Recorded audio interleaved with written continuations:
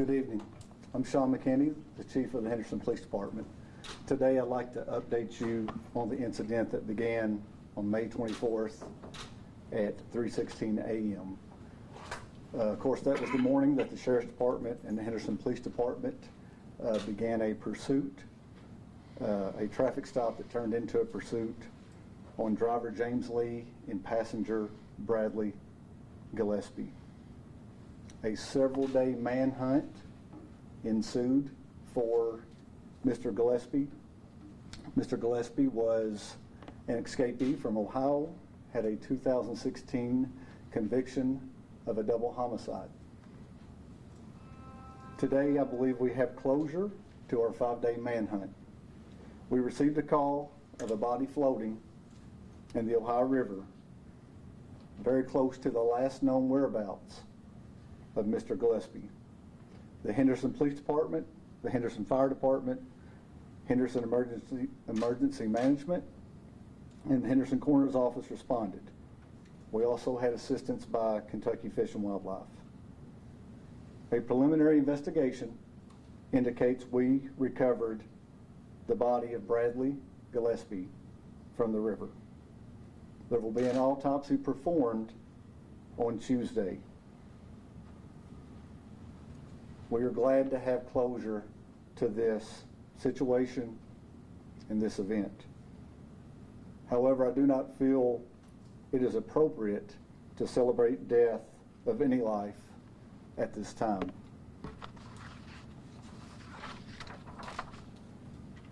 We'd like to thank all of our citizens at the City of Henderson who responded by calling in tips, complaints, anything out of the ordinary, and who also supported us through this difficult time.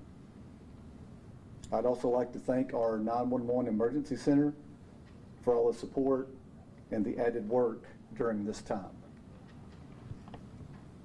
I've spoke on the operation of how many man-hours that this took and what a collaboration, a partnership, and teamwork, and how well everyone worked together. And I'd like to take a brief second just once again to thank all of those who helped with that.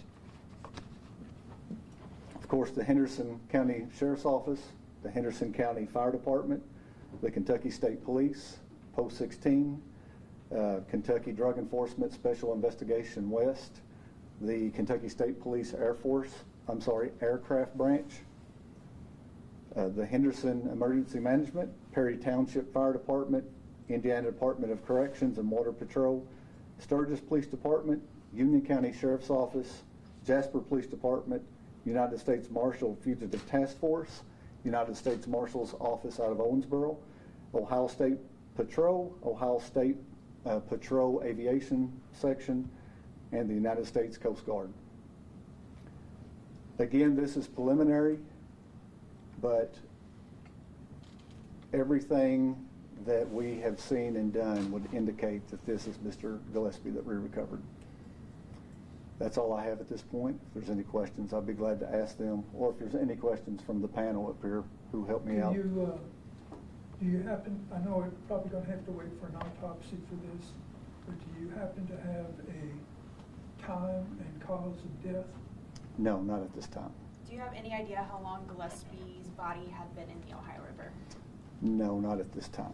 I could, talking to the investigators who were on the scene, the levels or stages of decomposition are consistent with a body that's been in the water for 4 to 5 days.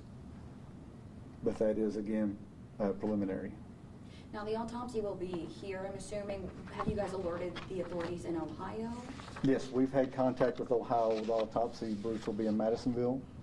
The autopsy will be at the Western Kentucky Medical Examiner's Office in Madisonville on Tuesday morning. Who found the body? A boater on the Ohio River called in and notified us that he saw something that he believed to be a body. And our water patrol went out at that time and confirmed. What time was that? What time did the call come in? Do we have the time of the call? Anybody? approximately 1:30 hours.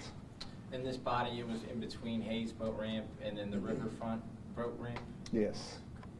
Can you pin that down any further? I mean, exactly where it was found? Just a little north of. Right, you know how the current is in that river. Once he's laying on the bottom, once he starts to rise and gets caught up in the current, it could be anywhere. This was a spot in the river, though, that the task force had searched previously? Yeah, he was just north of the hospital at mile marker 803. Could you say that question again, please? This was a spot that the task force had searched along the river previously? Yes, this investigation took several different turns as information developed and as we got information. But yes, we searched all of the riverbank and the riverfront. We always knew the river could be a possibility. We never ruled that out. As of Friday, when things didn't turn out on land, we really stepped up our boat patrol, and I had Henderson EMA get us a lot of boat support. I believe we had 5 boats on the water at one time.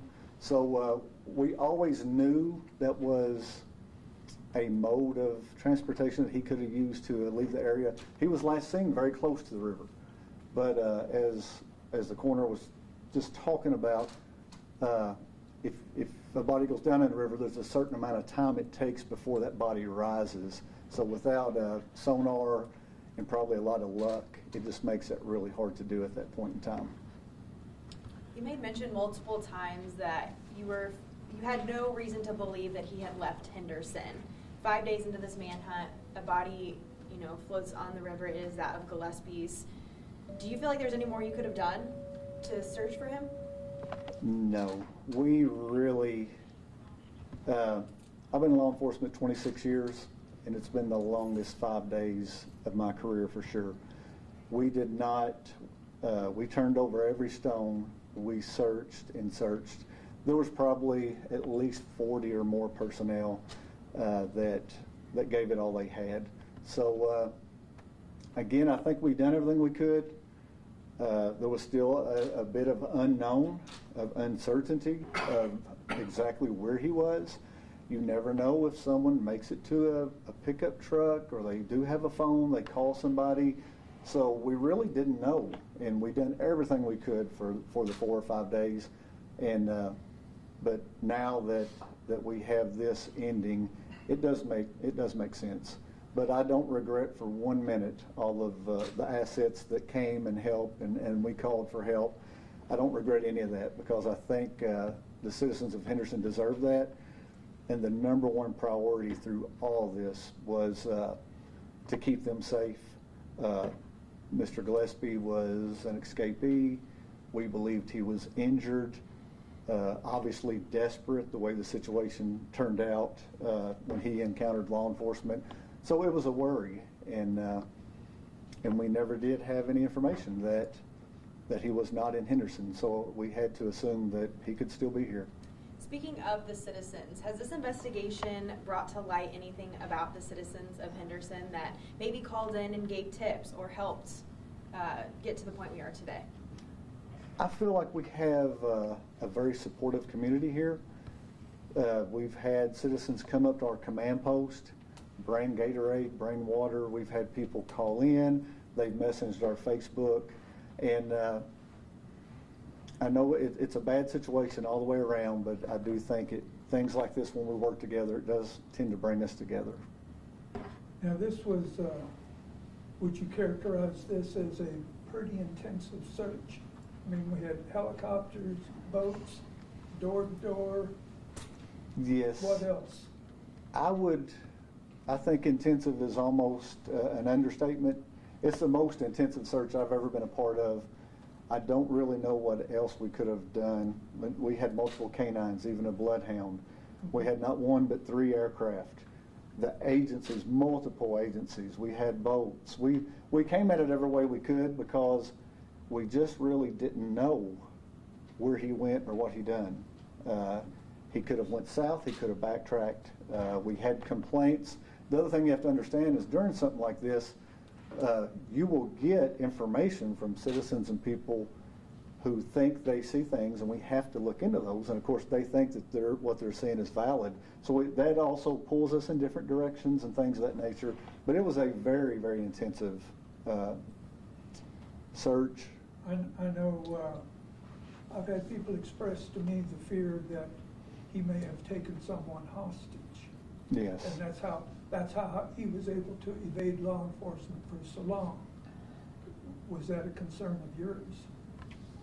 Absolutely. That was probably my number one concern. My number one concern was he would go down the riverbank or travel the riverbank at night, hide during the day, and at some point the desperation for food, water, shelter, vehicle, cell phone would probably build up. And it was a concern that, that could have took place. So that was a big concern. You mentioned Friday, I'm pretty sure in your update, 1,600 man hours. What point are we at now finding the body at 1:30, and what's the cost for this scale of an investigation? That's a good question. We are definitely over 1,600 at this point. Honestly, to put a price tag on what this would be would be hard to do. We've not done it at this point. It's still very early. I would have to have a lot of information from the aircraft branches from the different state departments and the canines and things, but it's quite a lot.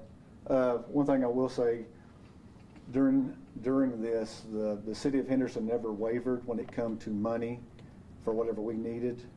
They never wavered on if we needed supplies, if we needed vehicles. At one point, we used the park and recreation vehicles. We had the water department come and help us search out sewers that are underneath the boat ramp and the parkway, and even allowed me to add an additional $10,000 to the reward. So they've been very supportive, but I believe the price tag will be pretty high, but it's just a part of business. Voter found the body. Will that voter receive the reward? We'll have to talk about that. I believe it was, I may have said for an arrest, but I'll be more than glad to talk to the officials about that and see how that plays out. Was there any weapon found on the body or near the body? No, I don't think so. Just to clarify, yesterday there was like a dive team at Hayes Boat Ramp, and I know that you guys said that it was unrelated to the manhunt. What was that in relation to? That was totally unrelated to anything. Just someone decided to throw something into the river. It was a little odd, so we had to investigate that. Okay. I have a question about a tip we got about a woman whose vehicle in Vincennes was broken into by Gillespie and James Lee on their way down to Evansville. Can you confirm that? Yeah, Chief, that's true. What I can say is what I know about that is, speaking with the U.S. Marshals, they did receive a report from Vincennes that a vehicle had been broken into, and we do believe that it was them. This happened prior to him making it to Kentucky. So, yeah, I can confirm that there was a break-in in Vincennes. Do you know if, speaking with the woman, they took her purse, do you know if either of the men who escaped made purchases with any funds she may have had? Yeah, I'm not aware of that. I believe everything was shut off, and that was something that was being worked on by the Marshal Service if this turned into a longer type investigation. And there's a lot of things behind the scenes electronically and different things that was still going on around the clock. Now, I know you said it's still a preliminary investigation. Were you able to confirm the tattoos that we've been mentioning he has with the body today? We're basing a lot of it on the tattoos, yes. And has his family been notified? I know you mentioned authorities in Ohio, but I know his daughter, had posted something. So I didn't know if you've reached out to them as well. Yes, they've been notified. Sister. His sister has been notified. And she's actually made contact with Lieutenant Nevels. Gotcha. Thank you. Is there anything else? Thank you all so much.